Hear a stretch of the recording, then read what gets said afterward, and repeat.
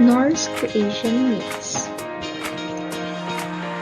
The Norse believed that originally the world was made up of a legion of ice and mist called Nephilim, and another of fire and tremendous heat called Muspelheim. In the course of time, the warmer air from one melted the ice of the other. Out of this sprang the giant Ymir and the whole race of other giants. From the process sprang a cow called Udumla. By leaping the ice, the cow formed a man called Buri, whose descendant would be the chief of gods and men. Buri's grandsons were Odin, Vili, and Ve. These three gods slew the giants, and from Ymir's body they formed the earth named Midgard, and the mountains, sea. The stars in the sky were formed from the sparks erupting from Muspelheim. Around the earth was a land reserved for the giants called Jotunheim. Among the giants was one named Nor, who had a daughter named Nut, the goddess of the night. Nor also had a grandson named Dag, god of the day.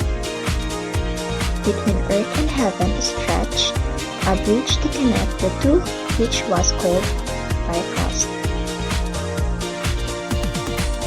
At the end of the bridge sat a guard named Heimdall, who guarded against the entrance of the doors, wise, cunning, and evil little creatures.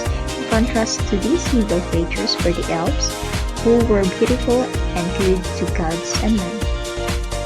In the middle of the world stood a gigantic tree called Yggdrasil, at the base of which the gods assembled. The tree had 3 roots, one of which went toward Nephilim, the underworld. The root which extended to earth was guarded by Norns, 3 sisters who controlled the fate of the past, present, and future. Once Odin and his 2 brothers were walking along a beach and saw 2 trees on the ground. From this, they created man and woman. They named them Ask and Alma.